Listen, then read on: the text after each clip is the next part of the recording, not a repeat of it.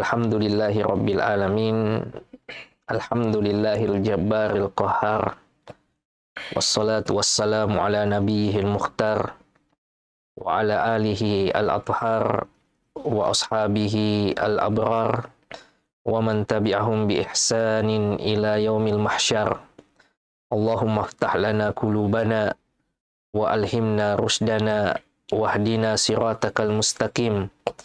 Inna nas'aluka ilman nafi'an wa imanan thabitan wa yakinan rasikhan wa qalban khashi'an wa lisanan dhakiran wa rizqan halalan thayyiban wa amalan salihan mutaqabbala. Pemirsa Ruas TV yang dimuliakan Allah Subhanahu wa taala, kembali senantiasa kita memperbaharui syukur kita kepada Allah Subhanahu wa taala. Di hari ini kita awali aktivitas kita untuk tafaqquh fiddin, untuk sama-sama membincang dan mempelajari tentang sosok-sosok mulia, tentang tokoh-tokoh utama di sekitar Rasulullah Sallallahu Alaihi Wasallam, tokoh yang dipilih oleh Allah Subhanahu wa taala untuk mendampingi perjuangan Rasulullah Sallallahu Alaihi Wasallam. Ini tentu saja bukanlah sesuatu yang kebetulan, pemirsa yang dimuliakan Allah Subhanahu wa taala. Akan tetapi sebagaimana kata sahabat Rasulullah Sallallahu Alaihi Wasallam, Allah memperhatikan semua hati makhluknya, maka ia mendapati bahwa hati para nabinya adalah yang terbaik. Kemudian setelah hati para nabi, Allah Subhanahu wa taala melihat hati makhluknya yang lain, maka mereka mendapati hati-hati sahabatlah yang terbaik, yang karenanya mereka dipilih untuk mendampingi Rasulullah Sallallahu Alaihi Wasallam. Ini menunjukkan kepada kita, pemirsa yang dimuliakan Allah Subhanahu wa taala, untuk senantiasa kita membuka lembaran-lembaran sejarah mereka, lembaran-lembaran kehidupan mereka, untuk kita jadikan sebagai inspirasi. Di saat sekarang orang bingung untuk mencari idola, mencari prototipe, yang kadangkala dibuat tokoh-tokoh yang imajiner, tokoh-tokoh khayalan yang sebenarnya wujudnya tidak pernah ada. Padahal kita dikaruniai oleh Allah Subhanahu wa taala oleh manusia-manusia pilihan yang pernah hadir di muka bumi ini membersamai perjuangan Rasulullah Sallallahu Alaihi Wasallam, dan mereka adalah generasi yang direkomendasikan oleh Rasulullah Sallallahu Alaihi Wasallam di dalam hadisnya, khairun nasi qarni tsummal ladzina yalunahum tsummal ladzina yalunahum. Sebaik-baik generasi adalah generasi yang sezaman denganku, yaitu murid-muridnya Rasulullah, para sahabat radhiyallahu taala anhum ajma'in. Kemudian tsummal ladzina yalunahum, kemudian generasi yang datang setelahnya yaitu murid para sahabat, tsummal ladzina yalunahum, kemudian murid dari muridnya sahabat, atba'ut tabi'in. Ya, inilah Al-Qurun Al-Mufaddalah, kata ulama kita, generasi-generasi yang utama yang kemudian kita patut jadikan sebagai contoh dan teladan kita dari sisi akhlak, akidah, ya, bagaimana penjagaan terhadap hukum-hukum Allah Subhanahu wa taala dan yang lainnya. Sahabat Rasulullah Sallallahu Alaihi Wasallam, sebagaimana yang disebutkan oleh Rasulullah di dalam hadis yang diriwayatkan oleh Imam Muslim, dan hadisnya merupakan hadis yang sahih. Rasulullah Sallallahu Alaihi Wasallam bersabda, "An-nujumu amanatun lis-sama." Bintang-bintang itu adalah penjaga-penjaga langit. Fa idza dhahabatin nujum atas samaa ma tu'adu. Kalau bintang-bintang itu hilang, maka terjadilah apa yang terjadi pada langit, ya, sebagaimana yang dijanjikan. Wa ana amanatun li ashabi. Sementara saya adalah penjaga sahabat-sahabatku, kata Rasulullah. Fa idza dhahabtu ata ashabi ma yu'adun. Kalau saya sudah tidak ada, kata Rasulullah, maka akan terjadi pada sahabatku, akan datang pada sahabatku apa yang dijanjikan. Wa ashabi amanatun li ummati. Sementara, ya, sahabatku adalah penjaga umat ini. Ya, ini syahidnya, ini yang perlu kita garis bawahi, bahwa Rasulullah menyebutkan ashabi amanatun li ummati. Sahabat-sahabatku merupakan penjaga umat ini. Fa idza dhahaba ashabi ata ummati ma yu'adun. Kalau sahabatku telah pergi, ya, telah berlalu generasi mereka, maka terjadilah apa yang terjadi pada umat ini. Ya, terjadilah apa yang dijanjikan pada umat ini. Ini menunjukkan betapa urgen posisi sahabat dalam keberagamaan kita. Karena mereka adalah muridnya Rasulullah Sallallahu Alaihi Wasallam. Ya, setiap informasi baik hadis maupun Quran mereka harus lewat, ya, lewat sahabat-sahabat Rasulullah Sallallahu Alaihi Wasallam. Pada kesempatan yang mulia ini kita akan membahas satu sosok yang luar biasa di antara sahabat yang senior, pembesarnya para sahabat, yaitu sahabat yang mulia Abu Ubaidah Ibnul Jarrah. Abu Ubaidah Ibnul Jarrah ini, pemirsa yang dimuliakan Allah Subhanahu wa taala, memiliki begitu banyak manaqib, memiliki begitu banyak keutamaan. Yang pertama, min manaqibihi annahu ahadul asyarati al-masyhudi lahum bil jannah. Keutamaan yang pertama bahwa Abu Ubaidah Ibnul Jarrah ini salah seorang dari 10 sahabat Rasulullah Sallallahu Alaihi Wasallam yang dijamin masuk surga. Ya, ini kan yang menjadi kekhawatiran kita orang beriman. Kita tidak tahu bagaimana sebenarnya ujung perjalanan kita. Karena ujung dari perjalanan kita, ujung dari destinasi kita nanti itu cuma 2 saja. Surganya Allah atau nerakanya, waliyadzubillah. Sementara Rasulullah Shallallahu Alaihi Wasallam sudah menyampaikan kabar gembira tentang orang-orang yang dijamin masuk surga. Ya, Rasulullah Shallallahu Alaihi Wasallam di dalam hadisnya itu menyebutkan, hadis ini diriwayatkan oleh Imam At-Tirmidzi dan hadisnya sahih. Rasulullah Shallallahu Alaihi Wasallam menyebutkan Abu Bakrin fil jannah, Umar fil jannah, Utsman fil jannah, Ali fil jannah, Zubair fil jannah, Tolha fil jannah, Abdurrahman bin Auf fil jannah, Sa'ad bin Abi Waqqas fil jannah, kemudian Abu Ubaidah Ibnul Jarrah fil jannah, dan Sa'id bin Zaid fil jannah. Nah, ini 10 sahabat Rasulullah Sallallahu Alaihi Wasallam yang dilis namanya oleh Rasul dalam satu hadis. Dan Rasulullah tidak meralat sampai kemudian beliau wafat.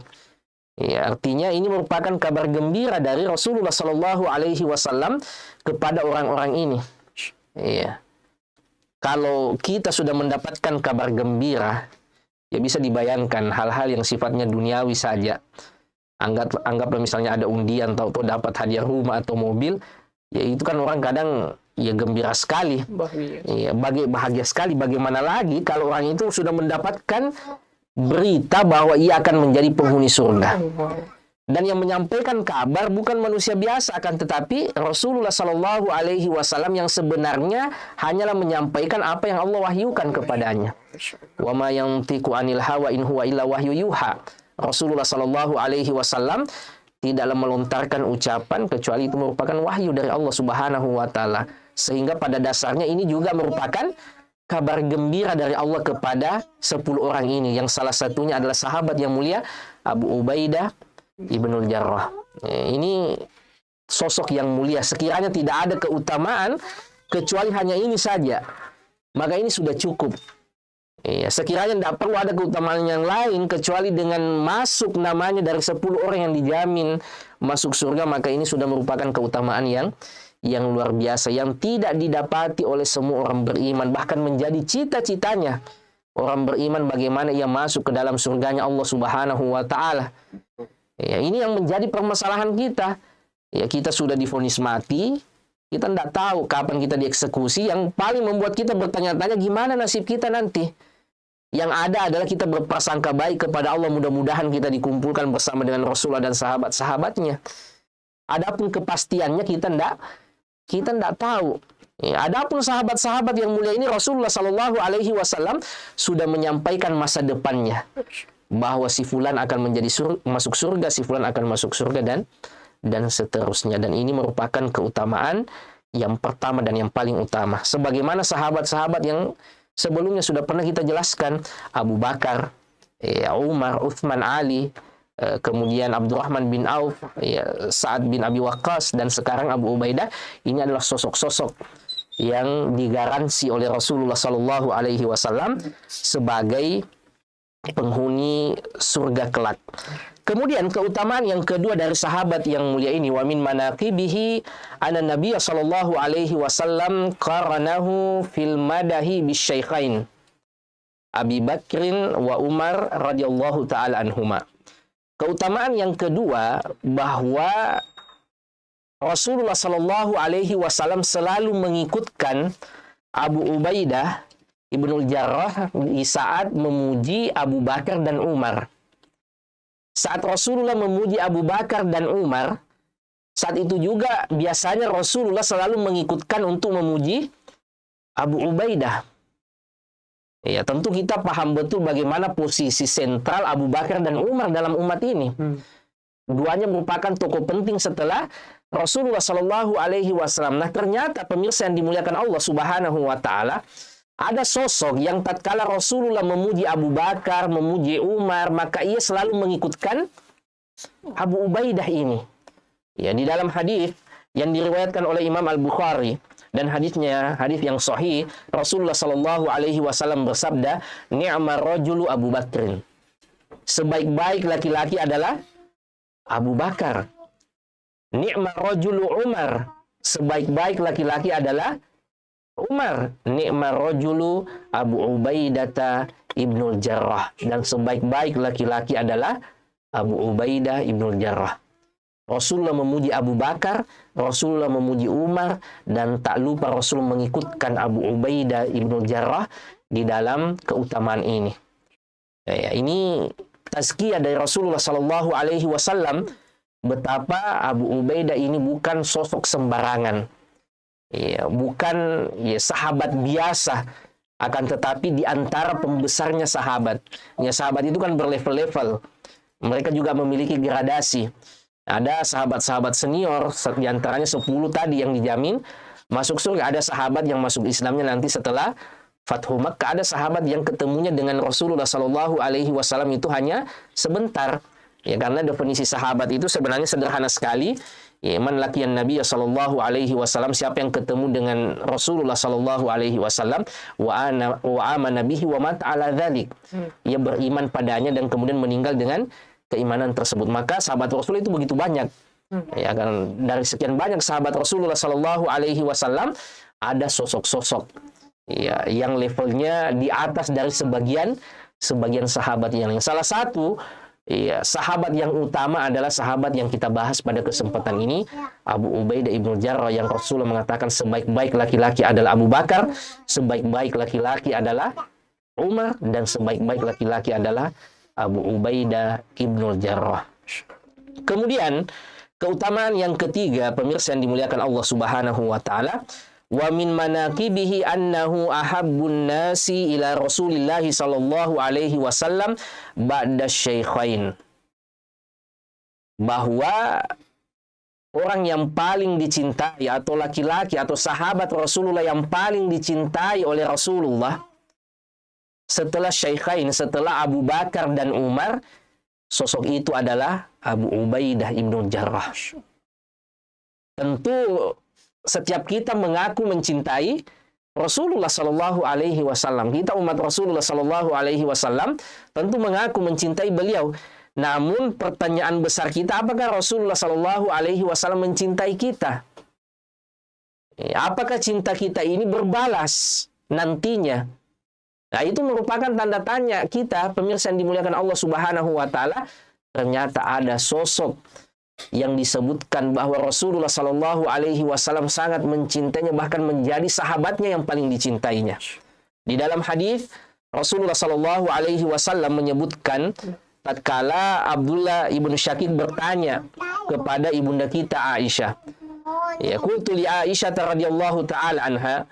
Ya, kata Abdullah ibn Syakik ini, saya berkata kepada ibunda kita Aisyah radhiyallahu taala anha, ayyu ashabin nabi sallallahu alaihi wasallam kana ahabba ilaih. Ya, wahai Aisyah, siapa sahabat Rasulullah sallallahu alaihi wasallam yang paling dicintainya? Kemudian qalat, Aisyah mengatakan Abu Bakrin, sahabat Rasulullah Sallallahu Alaihi Wasallam yang paling dicintai adalah Abu Bakar. Qultu thumma man? Kemudian kembali ditanyakan setelah Abu Bakar siapa? Ya, kemudian Aisyah berkata, qalat Umar. Orang yang kedua yang dicintai oleh Rasulullah Sallallahu Alaihi Wasallam setelah Abu Bakar adalah Umar ibn Khattab radhiyallahu taala anhu. Qultu thumma man? Ya, setelah Umar siapa lagi wahai Aisyah? Qalat thumma Abu Ubaidah ya ibnul Jarrah. Ya, yang ketiga adalah Abu Ubaidah ibnul Jarrah. Ya, qultu thumma man? Kemudian ditanyakan kembali setelah Abu Ubaidah siapa? Qala fasakatat. Ya, saat itu Ibunda Aisyah radhiyallahu taala anha itu diam. Ya. Ibunda Aisyah radhiyallahu taala anha hanya mencukupkan sampai pada Abu Ubaidah. Karena ini merupakan keistimewaan muamalah Rasulullah. Ya. Semua sahabatnya merasa paling dicintai oleh Rasulullah sallallahu alaihi wasallam. Saking luar biasanya muamalah Rasulullah berinteraksi dengan sahabat-sahabatnya sehingga semua merasa paling diperhatikan, paling dicintai oleh Rasulullah. Maka ditanyakanlah kepada istri beliau sebenarnya siapa yang paling dicintai Rasulullah dari sekian banyak sahabat-sahabatnya. Ya, kata Aisyah radhiyallahu taala anha yang paling pertama dicintai itu adalah bapakku Abu Bakar. Kemudian Umar dan Abu Ubaidah ibnul Jarrah. Keutamaan yang lain pemirsa yang dimuliakan Allah Subhanahu wa taala, wa min manaqibihi radhiyallahu taala anhu annahu salihun lil khilafah. Di antara keutamaan Abu Ubaidah ibnul Jarrah adalah sahabat ini memiliki leadership yang luar biasa. Memiliki kepemimpinan sekaligus integritas sehingga ia kompeten berhak menduduki jabatan sebagai seorang khalifah. Ya, mungkin orang soleh banyak, tetapi belum tentu ia memiliki karakter leadership. Belum tentu ia mampu memimpin banyak orang. Ada mungkin orang memiliki kemampuan memanage, mengatur sesuatu, tetapi tidak dikaruniai kesolehan. Ya, sehingga ini bahaya yang seperti ini. Ia memimpin tetapi tidak takut kepada Allah Subhanahu wa taala. Di sisi lain kadang ada orang soleh tetapi tidak mampu mengatur orang lain. Dan sahabat yang mulia ini salihun lil khilafah. Ia kompeten, memiliki kriteria-kriteria seorang pemimpin sejati. Selain sifat integritas yang ia miliki yang luar biasa, sebagaimana yang disebutkan Ustaz Subhan tadi, bahwa ia adalah aminu hadhil ummah. Orang paling amanah, orang yang paling terpercaya di dalam umat ini. Ini integritas. Ya, kemudian ia memiliki sifat leadership yang luar biasa, kepemimpinan yang luar biasa. Apa dalilnya? Ya, apa dasarnya sehingga sahabat ini ya, disebut sebagai orang yang kompeten ya, untuk bertindak atau menduduki jabatan khalifah. An Abi Mulaikah qala sami'tu Aisyah, lagi-lagi dari ibunda kita Aisyah radhiyallahu taala anha, su'ilat, beliau ditanya, man kana Rasulullah sallallahu alaihi wasallam mustakhlifan lastakhlafahu. Sekiranya Rasulullah sallallahu alaihi wasallam menunjuk seseorang menjadi penggantinya, menjadi seorang khalifah, maka siapa kira-kira yang akan ditunjuk oleh Rasulullah wahai Aisyah? Kemudian kata Aisyah radhiyallahu taala anha, qalat Abu Bakrin, yang akan ditunjuk oleh Rasulullah sallallahu alaihi wasallam menjadi khalifah adalah Abu Bakar. Ya, faqila laha thumma man ba'da Abi Bakar. Setelah Abu Bakar, siapa yang akan ditunjuk oleh Rasulullah kira-kira? Maka kata Aisyah, qalat Umar. Ya, orang kedua itu adalah Umar ibn Khattab radhiyallahu taala anhu. Thumma qila laha man ba'da Umar. Ditanyakan kembali padanya, setelah Umar siapa yang akan ditunjuk oleh Rasulullah sallallahu alaihi wasallam sebagai khalifah?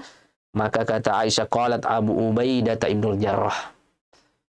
Maka yang akan ditunjuk oleh Rasulullah sallallahu alaihi wasallam sebagai khalifah adalah Abu Ubaidah ibnul Jarrah radhiyallahu taala anhu. Summa intahat ila hadza, dan cuma sampai di sini keterangan dari ibunda kita Aisyah radhiyallahu taala anha. Nah, ini menunjukkan luar biasanya sahabat yang mulia ini, pemirsa yang dimuliakan Allah Subhanahu wa taala. betapa ia mengumpulkan dua potensi yang luar biasa. Kesolehan individunya dengan integritasnya yang terjaga, sifat amanah yang terjaga, juga kemampuan memanage orang lain, kemampuan mengatur orang lain.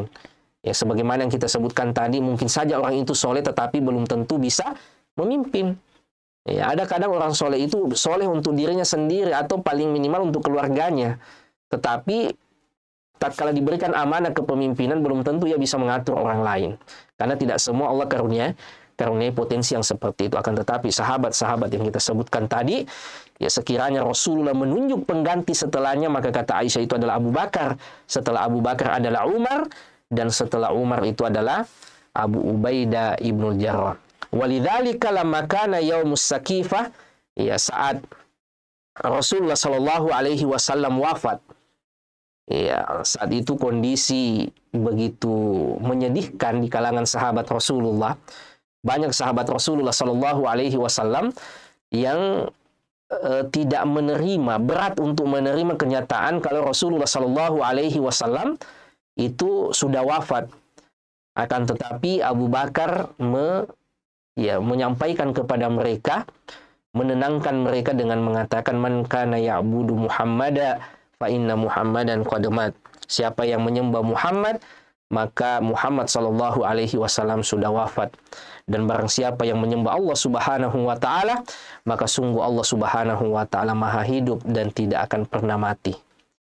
Lalu saat itu Rasulullah sallallahu alaihi wasallam yang wafat, kemudian sahabat bersedih dan ada informasi bahwa orang-orang Ansor sudah akan membaiat pemimpin mereka, yaitu Sa'ad bin Ubadah, di suatu tempat, ya tempatnya sekarang itu di dekat Masjid Nabawi. Ya, kalau kita menghadap ke arah kiblat itu di belakang bagian kanan ada namanya tempat Sakifah Bani Sa'idah. Ya, disitulah dahulu orang Ansor berkumpul untuk persiapan membaiat pemimpin mereka, yaitu Sa'ad bin Ubadah, karena mereka memandang bahwa mereka ini tuan rumah. Ya, mereka orang asli kota Madinah, maka mereka beranggapan bahwa pemimpin itu sebaiknya dari Madinah. Maka datanglah tiga orang ini, Abu Bakar, Umar, dan Abu Ubaidah ibnul Jarrah. Ya, disampaikan kepada mereka tentang keutamaan orang-orang Ansor. Orang Ansor mengatakan, minna amir wa minkum amir. Begini saja, gimana kalau orang-orang Ansor punya pemimpin, orang-orang Muhajirin juga punya pemimpin. Artinya ada dualisme kepemimpinan. Ya, Abu Bakar kemudian mengingatkan hadis Rasulullah Sallallahu Alaihi Wasallam, al-imamatu min Quraisy, kepemimpinan itu adalah merupakan haknya orang-orang Quraisy, orang-orang Mekah, ya keturunan Fihr bin Malik. Ya, kemudian saat itu siapa Abu Bakar kemudian menyampaikan kepada orang-orang yang ada di Sakifah Bani Sa'idah ini dengan mengatakan, bai'u Umar aw Aba Ubaidah. Ya, orang yang pantas untuk kalian baiat sebagai pemimpin, kata Abu Bakar, imma Umar atau Abu Ubaidah. Ini juga merupakan luar biasanya Abu Bakar. Dia tidak menunjuk dirinya. Meskipun ia tahu dan sahabat tahu gimana keutamaan Abu Bakar, di mana ada Rasul, di situ ada Abu Bakar. Ya, bahkan menjadi pendampingnya Rasulullah saat berhijrah. Akan tetapi Abu Bakar tidak menunjuk dirinya. Ia justru melihat dua orang yang paling kompeten menjadi pemimpin. Kata Abu Bakar, siapa? Umar atau Abu Ubaidah. Terserah orang mau pilih yang mana. Karena dua orang ini adalah orang Quraisy, orang yang terpandang, orang yang memiliki karakter kepemimpinan, dan Rasulullah ridho pada mereka. Ya kan, tetapi saat itu Umar mengatakan, bal nubayi'uka ant. Akan tetapi justru engkaulah yang akan kami baiat, wahai Abu Bakar. Kenapa? Karena kata Umar, fa anta sayyiduna wa khairuna wa ahabbuna ila Rasulillah. Karena engkau orang yang paling dicintai oleh Rasulullah. Engkau orang yang terbaik di antara kami. Bahkan kata Umar, saat Rasulullah tidak mampu lagi memimpin kami sholat, yang ditunjuk oleh Rasulullah Sallallahu Alaihi Wasallam adalah engkau. Maka Umar bertanya kepada orang-orang Ansor dan yang ada di antara mereka, siapa di antara kalian yang merasa lebih baik daripada Abu Bakar? Orang yang pernah ditunjuk oleh Rasulullah sebagai imam sholat saat Rasulullah tidak mampu memimpin mereka sholat. Kalau dalam perkara sholat saja, perkara akhirat, Rasulullah berikan amanah untuk memimpin kaum muslimin, maka bagaimana lagi dengan siasat dunia untuk sekedar mengatur urusan dunia. Maka saat itu ya akhirnya yang dibaiat adalah Abu Bakar As-Siddiq radhiyallahu taala anhu. Tapi syahidnya bagaimana Abu Bakar melihat dua sosok ini. Yang kompeten juga memimpinnya itu siapa? Umar dan Abu Ubaidah ibn al-Jarrah. Dan saat Umar radhiyallahu taala anhu itu ditikam saat memimpin sholat subuh, ya, orang-orang mengatakan, istakhlif ya Amirul Mukminin. Sebaiknya engkau menunjuk seorang khalifah penggantimu wahai Amirul Mukminin, karena sudah dilihat Umar ini sepertinya ajalnya sudah dekat. Karena setiap beliau minum susu itu keluar air itu lewat perut beliau. Ya, saat beliau memimpin sholat subuh ditikam oleh Abu Lu'lu al-Majusi. Ya, seorang Majusi yang menyelinap masuk ke saf kaum muslimin dan membunuh imamnya yang tak lain adalah Umar ibn Khattab, khalifah kaum muslimin saat itu, Amirul Mukminin. Maka apa kata Umar saat diminta untuk menunjuk pemimpin? Kata Umar, "Laukana Abu Ubaidah hayyan labayatuhu." Sekiranya Abu Ubaidah masih hidup, maka dialah orang yang akan saya baiat langsung. Akan tetapi saat itu qadarullah, Abu Ubaidah sudah wafat. Sudah wafat karena wabah taun. Ya, pandemi taun yang ada saat itu, kebetulan Abu Ubaidah ini ditunjuk oleh Amirul Mukminin untuk memimpin Syam sebagai gubernur di sana. Saat ada wabah taun, Amirul Mukminin bersurat agar Abu Ubaidah ke Madinah. Saking cintanya Umar kepada Abu Ubaidah, sampai kemudian ia berkirim surat dan mengatakan, saya memiliki permasalahan yang tidak bisa saya putuskan kecuali engkau hadir di dekatku. Ya. Dan saya sangat fi amassil haja, betul-betul berhajat besar untuk kehadiranmu di dekatku saat ini, agar saya bisa memutuskan perkara ini. Kemudian Abu Ubaidah, ya, karena firasatnya tajam, ia mengatakan Umar melakukan hal ini, Amirul Mukminin melakukan hal ini karena cintanya padaku. Maka ia mengatakan, wahai Amirul Mukminin, tanpa bermaksud kemudian melanggar perintah, maka izinkan aku tetap bersama dengan penduduk Syam. Lalu ia pun wafat di situ. Ya, wafat sebelum Umar ibn Khattab. Maka kata Umar, sekiranya Abu Ubaidah masih hidup, maka dia langsung yang dipilih oleh Umar bin Khattab. Ini menunjukkan apa? Ini menunjukkan luar biasanya sahabat yang mulia ini. Di saat masih banyak sahabat yang lain, Umar mengatakan, ya laukana Abu Ubaidah hayyan, sekiranya Abu Ubaidah masih hidup, maka la bayatuhu, maka dialah orang yang akan saya baiat langsung. Akan tetapi qadarullah saat itu, ya sahabat yang mulia ini meninggal karena taun. Nanti kemudian juga kita akan bahas sedikit tentang taun yang menimpa sahabat yang mulia ini. Ya, dan saat kepemimpinan Umar, ya, ia mengganti Khalid ibnul Walid. Ya, Khalid ibnul Walid itu diganti oleh Abu Ubaidah. Abu Ubaidah ibn Jarrah untuk mengurus permasalahan yang ada di Syam. Ya, kota yang besar, umat yang banyak, dan ternyata yang ditunjuk untuk menggantikan Khalid ibnul Walid, Saifullah al-Maslul, pedang Allah yang terhunus itu, tentu bukan orang sembarangan. Dan pengganti yang ditunjuk oleh Umar adalah Abu Ubaidah. Ya, termasuk tadi pada saat Umar akan wafat, itu karena Abu Ubaidah sudah tidak ada, sudah wafat. Ya, ia menunjuk akhirnya enam sahabat yang lain. Dari 10 sahabat yang dijamin masuk surga, 2-nya sudah meninggal. Siapa itu? Abu Bakar dan Abu Ubaidah. Sisa 8, termasuk Umar. Umar pun sudah akan meninggal. Jadi ada 7 orang yang tersisa dari 10 sahabat yang dijamin masuk surga. Umar memilih 6 di antara mereka. Siapa itu? Utsman, Ali, Zubair, Tolha, Abdurrahman bin Auf, dan Sa'ad bin Abi Waqqas. Sisa 1 orang yang tidak ditunjuk, yaitu adiknya sendiri Umar, atau adik iparnya Umar, yaitu Sa'id bin Zaid. Ya, jadi ke-10 orang inilah sahabat-sahabat terbaik Rasulullah. Inilah orang-orang terpenting yang menjadi tumpuan umat ini, yang memimpin urusan umat ini. Akan tetapi saat itu Umar tidak ingin melibatkan adik iparnya, karena cukuplah ia yang terlibat dalam urusan imarah kepemimpinan. Ya, bahkan ada yang mengusulkan bagaimana kalau putranya, karena putranya Umar adalah seorang ulama, seorang yang soleh, ya, seorang ahli hadis. Ibnu Umar radhiyallahu taala anhuma, akan tetapi Umar mengatakan cukuplah saya yang menerima memikul beban yang berat ini, tidak usah keluarga aku yang lainnya. Maka Umar menunjuk sahabat Rasul yang dijamin masuk surga dari 10 orang itu, 6 orang yang tersisa mereka bermusyawarah. Singkat kisahnya akhirnya dipilihlah Utsman bin Affan radhiyallahu taala anhu untuk memimpin kaum muslimin. Ya, ini menunjukkan bahwa sahabat yang mulia ini adalah sahabat yang sangat kompeten untuk menjadi pemimpin. Kemudian keutamaan selanjutnya, wa min manaqibihi radhiyallahu taala anhu annal Faruq Umar radhiyallahu taala anhu kana yakrahu mukhalafatahu fima yarah. Di antara keutamaan Abu Ubaidah bahwa Umar Al-Faruq itu merasa segan untuk menyelisihi Abu Ubaidah. Yang ada itu orang banyak yang segan sama Umar. Iya. Jangankan orang, setan saja takut sama Umar, segan sama Umar. Tapi ternyata ada orang yang Umar itu segan menyelisihinya. Siapa itu? Abu Ubaidah. Kalau dengan Abu Bakar mungkin Umar akan menyelisihi.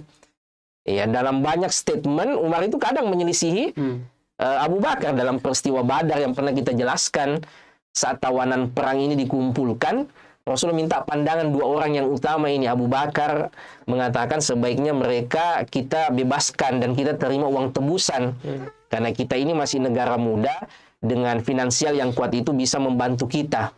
Tetapi Umar mengatakan, enggak, saya tidak setuju dengan Abu Bakar. Ya, saya memandang hal ini sebaiknya mereka dieksekusi. Karena mereka adalah rasul kafirin. Mereka ini adalah pemimpin-pemimpin kekufuran. Ya, ala kulli hal saat itu Umar dengan sorohatan menyelisihi Abu Bakar, tetapi ada orang yang Umar itu segan untuk menyelisihinya. Siapa itu? Abu Ubaidah ibnul Jarrah. Dia tidak enak, dia segan, dia takut untuk menyelisihi seorang sahabat yang mulia ini. Saking utamanya. Gimana kisahnya? Ya, disebutkan saat wabah taun itu semakin menjadi-jadi di negeri Syam. Umar bin Khattab kemudian berdiskusi dengan sahabat, gimana nih kita akan masuk ke Syam atau jangan masuk? Ya, karena serba salah, kita mau masuk ada wabah, tidak masuk toh kita sudah jauh jalannya ini. Madinah ke Syam itu kan jarak yang sangat jauh, ratusan kilometer. Jadi serba salah saat itu. Akhirnya Umar memutuskan tidak, akhirnya kita tidak masuk, balik saja ke Madinah. Abu Ubaidah bin Jarrah mengatakan kepada Umar, wahai khalifah, afiraran min qadrillah ya amirul mu'minin, afiraran min qadrillah ya amirul mu'minin, apakah ini bentuk lari dari takdir Allah wahai amirul mu'minin?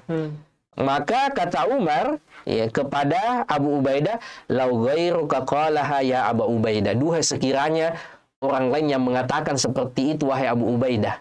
Maksudnya Umar apa? Tidak enak ia melanggar atau menyelisihi Abu Ubaidah. Maka kata Umar, sekiranya orang lain yang mengatakan seperti itu wahai Abu Ubaidah.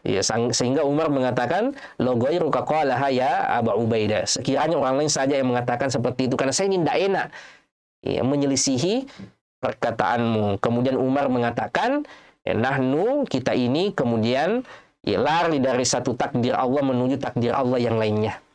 Berangkat dari satu takdir menuju takdir yang lainnya. Al-Hafidh kemudian mengatakan, wa dzalika dalun ala jalalati Abi Ubaidah inda Umar. Ini dalun menunjukkan bagaimana ketinggian kedudukan Abu Ubaidah di sisi Umar. Sampai Umar mengatakan, sekiranya tadi bukan engkau yang mengatakan itu, karena saya ini tidak enak menyelisihi perkataanmu. Meskipun jabatannya lebih tinggi siapa? Lebih tinggi Umar. Umar seorang khalifah, sementara Abu Ubaidah adalah seorang gubernur, seorang pemimpin panglima. Akan tetapi, kata Umar, tidak enaknya itu kalau Anda yang bilang seperti itu. Karena saya ini tidak enak menyelisihi perkataanmu, saking dimuliakannya Abu Ubaidah oleh Umar ibn Khattab. Kemudian, keutamaan yang lain, wa min manaqibihi annahu aminu hadhil ummah. Di antara keutamaan Abu Ubaidah yang lain bahwa beliau merupakan orang terpercayanya, orang paling amanahnya umat ini. Ya, Rasulullah Shallallahu Alaihi Wasallam ya menyebutkan di dalam Sahih Al-Bukhari, likulli ummatin amin. Setiap umat ada orang terpercayanya. Wa aminu hadhil ummah Abu Ubaidah ibnul Jarrah. Dan orang terpercayanya umat ini adalah Abu Ubaidah. Ya, kata Rasul, setiap umat itu ada orang-orang terpercayanya. Dan orang terpercayanya umat ini adalah Abu Ubaidah ibnul Jarrah. Wa qala sallallahu alaihi wasallam, Rasulullah sallallahu alaihi wasallam juga menyebutkan, inna likulli ummatin amina. Sesungguhnya setiap umat memiliki orang-orang yang terpercaya, orang-orang yang amanah. Wa inna aminana, sesungguhnya orang yang paling terpercaya di antara kita atau di dalam umat ini, Abu Ubaidah ibnul Jarrah. Ia adalah Abu Ubaidah ibnul Jarrah. Ya, sifat amanah, integritas yang di era kita ini begitu mahal. Ya, diberikan amanah di pundaknya, lalu kemudian ia mengkhianati amanah itu. Ya, seperti ya berita-berita akhir-akhir ini, apa yang tidak dikorupsi oleh orang sekarang? Ya, dana umat bahkan kadang dikorupsi. Iya, sehingga sifat amanah ini yang sangat mahal. Integritas ini yang begitu susah sekarang orang dapatkan. Yang kadang-kala kita sudah menyangka orang ini betul-betul terpercaya, ternyata belakangan baru terbongkar. Ternyata ia khianat dengan amanah yang diberikan kepadanya. Dan simbol amanah umat ini adalah Abu Ubaidah ibnul Jarrah. Pernah ada datang kepada Rasulullah Sallallahu Alaihi Wasallam min ahli Yaman, penduduk Yaman, qadimu ala Rasulillah Sallallahu Alaihi Wasallam. Ia datang kepada Rasulullah Sallallahu Alaihi Wasallam, faqalu, dan ia mengatakan, ib'ath ma'ana rajulan yu'allimuna sunnah wal Islam. Ya Rasulullah, utus bersama dengan kami ini orang-orang yang bisa mengajarkan kepada kami sunnah dan agama yang mulia ini. Minta guru. Maka qala, Rasulullah Sallallahu Alaihi Wasallam kemudian mengambil tangannya Abu Ubaidah dan mengatakan, hadza aminu hadhil ummah. Inilah orang terpercayanya umat ini. Nah, ini Rasulullah yang bilang. Lagi-lagi ini merupakan wahyu. Ya, ini bukan tazkiyah sembarangan, tetapi datang dari lisan Rasulullah Sallallahu Alaihi Wasallam bahwa sahabat yang mulia ini adalah orang terpercayanya umat ini. Begitu banyak kisah-kisah tentang sifat amanah. Ya, dan tazkiyah dari Rasulullah. Pernah juga ada dari Najran, minta guru dengan syarat orang yang paling amanah ya Rasulullah. Maka Rasulullah menunjuk Abu Ubaidah. Inilah orang yang paling amanah, orang yang paling terpercaya di umat ini. Abu Ubaidah ibnul Jarrah. Kemudian keutamaan yang ketujuh dari sahabat yang mulia ini, wa min manaqibihi anna wafatahu kanat syahadatan fi sabilillah. Wafatnya adalah meninggal di jalan Allah Subhanahu wa Ta'ala. Ia gugur sebagai seorang yang syahid di jalan Allah Subhanahu wa Ta'ala. Dan ini lagi-lagi sesuatu yang luar biasa, karena ini yang selalu kita khawatirkan, pemirsa yang dimuliakan Allah Subhanahu wa Ta'ala. Bagaimana kita akan meninggalkan dunia ini? Apakah kita mampu husnul khatimah, ataukah kemudian waliyadzubillah justru ditutup dengan penutupan yang buruk, su'ul khatimah. Mudah-mudahan Allah menjauhkan kita dari su'ul khatimah. Sahabat yang mulia ini mendapatkan keutamaan dengan wafat sebagai seorang yang syahid. Ya, saat itu beliau radhiyallahu taala anhu berada di Syam. Yang saat itu Syam dilanda wabah taun. Hasala bi ardi Syam, yang saat itu sampai kemudian ya, menjangkiti negeri Syam. Kebetulan saat itu di sana ada siapa? Ada Abu Ubaidah sebagai seorang pemimpinnya, sebagai seorang gubernur. Wa qad akhbara alaihi assalatu wassalam, dan Rasulullah sallallahu alaihi wasallam sudah menyebutkan bahwa siapa yang meninggal karena penyakit ini, maka ia dihitung sebagai seorang yang mati syahid. Ya, siapa yang meninggal karena penyakit taun, wabah taun, maka ia dihukumi sebagai seorang yang meninggal syahid. Ya, ada pernah Rasulullah Sallallahu Alaihi Wasallam bertanya kepada sahabat-sahabatnya, ma ta'udduna asyahida fikum. Menurut kalian orang mati syahid itu yang bagaimana, kata Rasulullah. Sahabat kemudian mengatakan, ya Rasulullah, man qutila fi sabilillah fa huwa syahid. mereka yang berperang dan terbunuh di jalanmu, maka mereka lah orang-orang yang mati syahid. Kemudian kata Rasulullah Shallallahu Alaihi Wasallam, Inna syuhada ummati idzan qalil. Kalau begitu, berarti orang-orang yang mati syahid di umatku hanya sedikit saja. Kalau orang yang syahid itu hanya yang mati di peperangan atau yang gugur di peperangan, maka kata Rasulullah, Inna syuhada ummati idzan laqalilun.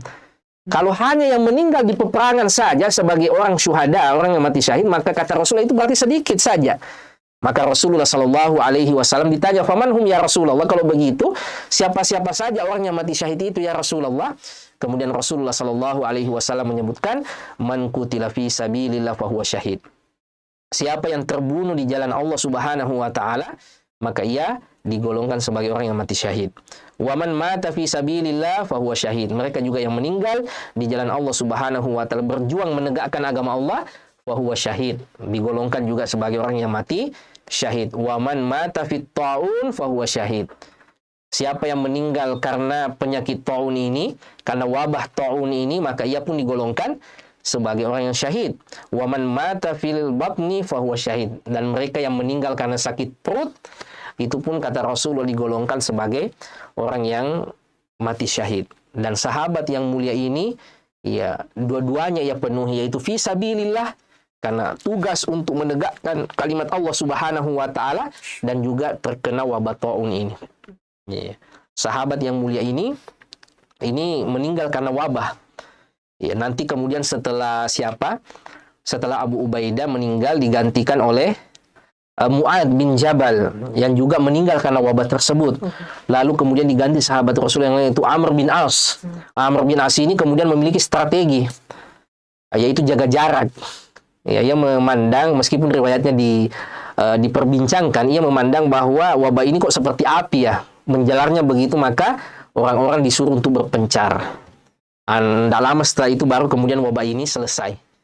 Ya mudah-mudahan ya juga wabah corona yang menimpa kita juga cepat selesai.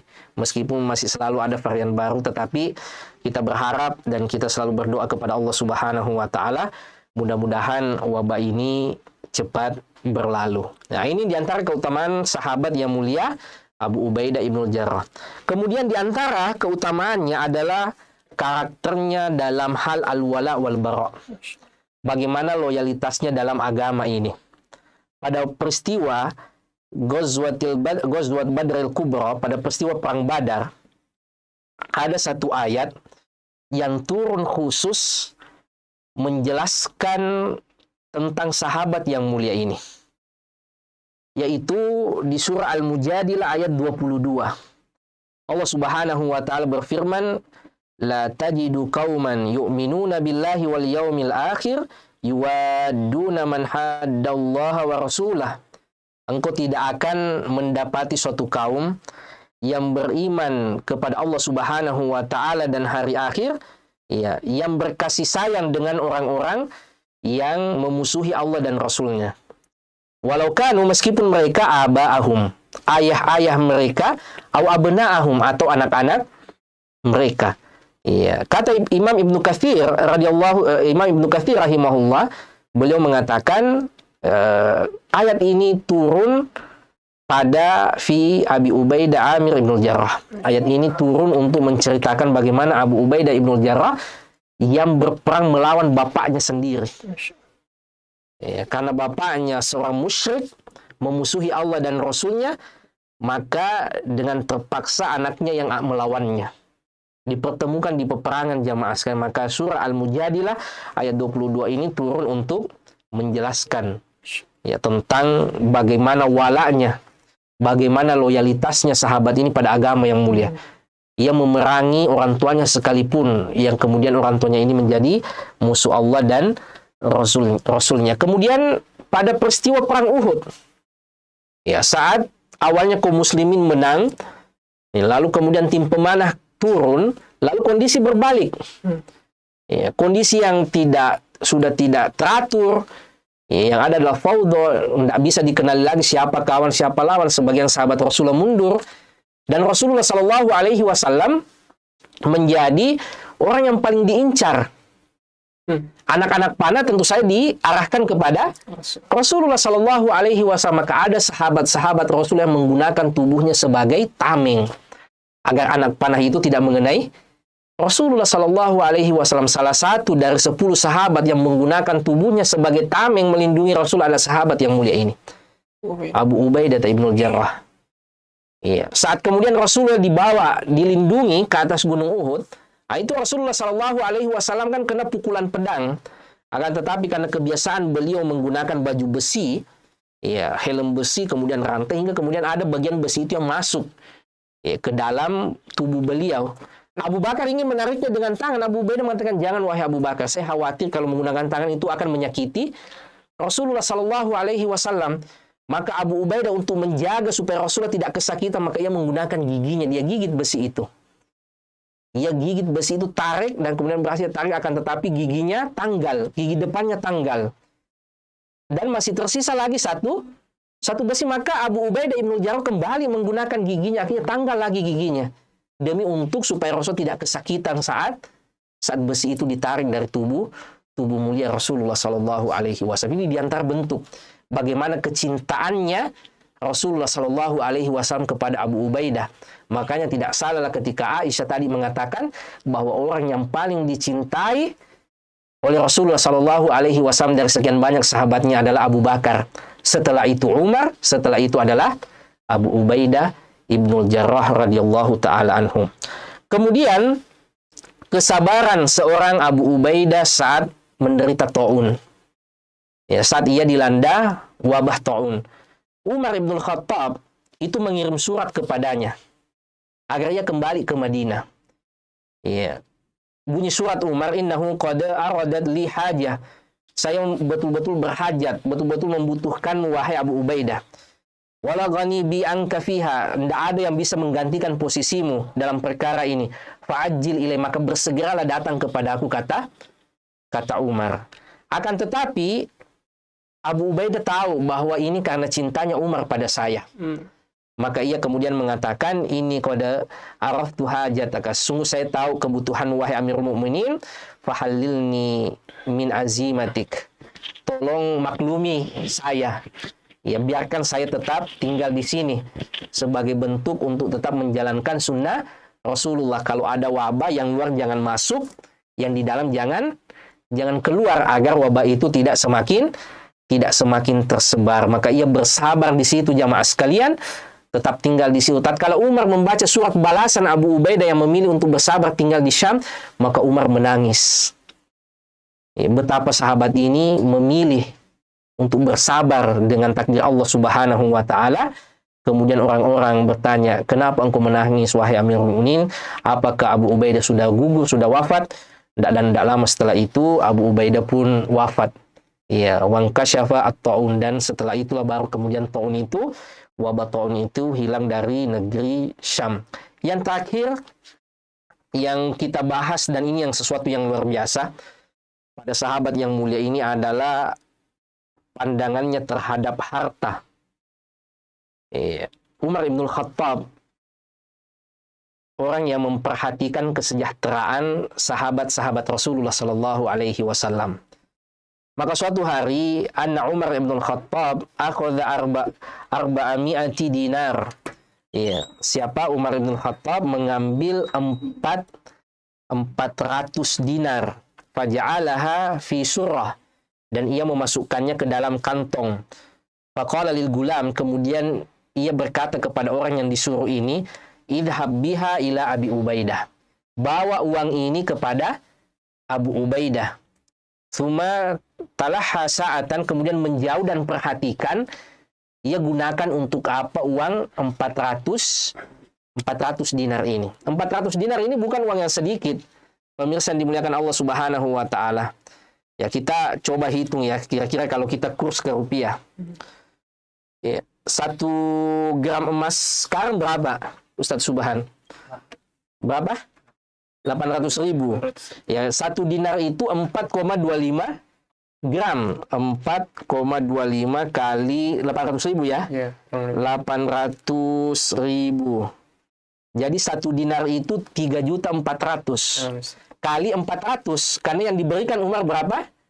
400 dinar. Ya, dikali 400 sama dengan 1,36 M. 1.360 juta. Kalau kita kurskan ke mata uang kita sekarang. Nah, itu yang diberikan Umar kepada Abu Ubaidah lewat pembantunya ini. Tetapi pesannya Umar, jangan pergi, menjauh sedikit dan lihat diapakan uang ini sama Abu Ubaidah. Maka tinggallah pembantunya ini setelah ia serahkan. Kemudian Abu Ubaidah mengatakan, ya wasallallahu wa rahimahu, semoga Allah merahmati Umar ibn Khattab. Semoga Allah merahmati Amirul Mukminin. Setelah itu, ya pemirsa yang dimuliakan Allah Subhanahu wa taala, ia memanggil budaknya.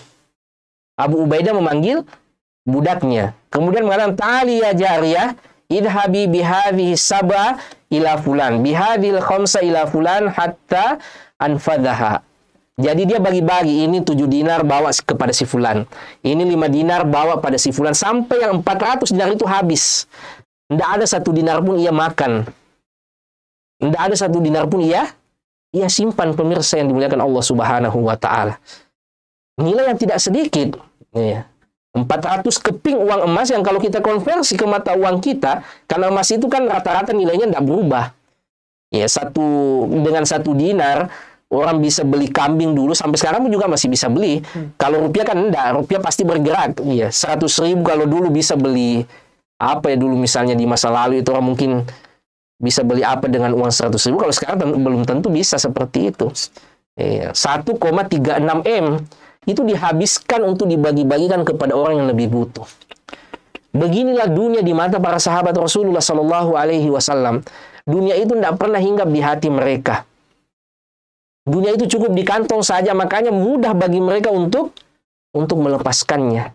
Maka Umar kemudian melakukan kali yang kedua setelah mendapatkan laporan bahwa ternyata uang tadi dari uang kepada Abu Ubaidah dihabiskan untuk diinfakkan kepada orang yang lebih butuh. Maka ia melakukan hal yang serupa kepada sahabatnya yang lain, yaitu Mu'adz bin Jabal. Ia berikan juga 400 dinar, ya 1,36 M itu, ya dia titipkan kepada pesuruhnya dan dibawakan kepada Mu'adz bin Jabal. Ternyata Mu'adz bin Jabal juga melakukan hal yang sama. Ya. Akan tetapi sebelum uang ini habis, datang istrinya Mu'adz. Ya, dan mengatakan, "Wahai Mu'adz, kita ini juga orang butuh. Kita ini juga orang miskin. Masa orang lain dikasih, tidak ada yang disimpan untuk kita?" Akhirnya, ya Mu'adz hanya memberikan 2 dinar saja pada istrinya. Yang selainnya, ya 398 keping emas itu, 398 dinar itu semuanya dihabiskan untuk dibagi-bagikan. Makanya Umar di masanya dia pernah mengumpulkan orang-orang dan mengatakan, ya tamannau, silakan kalian berangan-angan, kata Umar. Faqala ba'duhum, kemudian di antara mereka mengatakan, atamanna law anna hadhihi dar mamlu'atun dhahaba. Saya berangan-angan sekiranya rumah ini penuh dengan emas, kata orang ini kepada Umar, sehingga saya bisa berinfak di jalan Allah. Kemudian Umar mengatakan lagi, tamannau, berangan-anganlah kalian. Kemudian faqala rajulun, seseorang mengatakan, atamanna law annaha mamlu'atun lu'lu'ah au jauhara. Saya berharap mudah-mudahan rumah ini penuh dengan intan dan permata, sehingga dengannya saya bisa berinfak di jalan Allah Subhanahu wa taala. Kemudian Umar mengatakan, silakan berangan-angan lagi, apa yang ingin kalian angan-angankan. Kemudian orang-orang mengatakan, kami tidak tahu lagi angan-angan apa, wahai Amirul Mukminin. Kami sudah berangan-angan supaya rumah ini penuh dengan emas, penuh dengan intan permata, supaya kami bisa berinfak di jalan Allah Subhanahu wa taala. Akan tetapi apa kata Umar? Akan tetapi angan-angan saya, kata Umar, atamanna law anna hadhihi dar mamlu'a rijalan mithla Abi Ubaidah.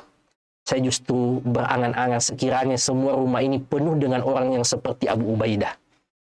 Ya, di saat orang mudah-mudahan rumah ini penuh emas atau penuh intan yang kita bisa berinfak di jalan Allah, akan tetapi kata Umar, duhai sekiranya justru rumah ini penuh dengan orang yang seperti Abu Ubaidah ibn Jarrah. Aminu hadhil ummah, meninggal dengan kesabarannya dengan musibah ta'un yang beliau derita di negeri Syam, dipanggil untuk menyelamatkan diri oleh Amirul Mukminin, akan tetapi beliau lebih memilih bersabar, dan dengan kesederhanaan beliau, ya, ia kemudian menghabiskan harta yang diberikan kepadanya kepada orang yang ia pandang lebih membutuhkan itu semua. Saya kira ini mudah-mudahan bisa menjadi inspirasi bagi kita semua pemirsa yang dimuliakan Allah Subhanahu wa taala, bagaimana generasi-generasi terbaik ini yang pernah hadir di muka bumi ini untuk kita teladani, bukan tokoh-tokoh yang selama ini direkayasa, yang tokoh-tokoh imajiner lalu kemudian ditanamkan di otak-otak anak kita, padahal kita memiliki teladan-teladan yang seharusnya kita ajarkan kepada putra-putri kita,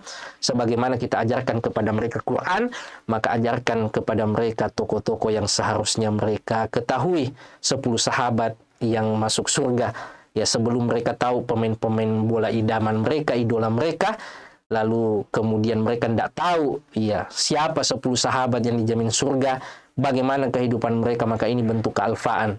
Ini merupakan bentuk taksir kelalaian kita selaku orang tua kalau kita tidak mendidik anak kita dengan tokoh-tokoh mulia yang ada di sekitar Rasulullah. Saya kira ini mudah-mudahan ada manfaatnya. Wassallallahu ala nabiyina Muhammad wa ala alihi wa sahbihi wa sallam wa akhiru da'wana alhamdulillahi rabbil alamin.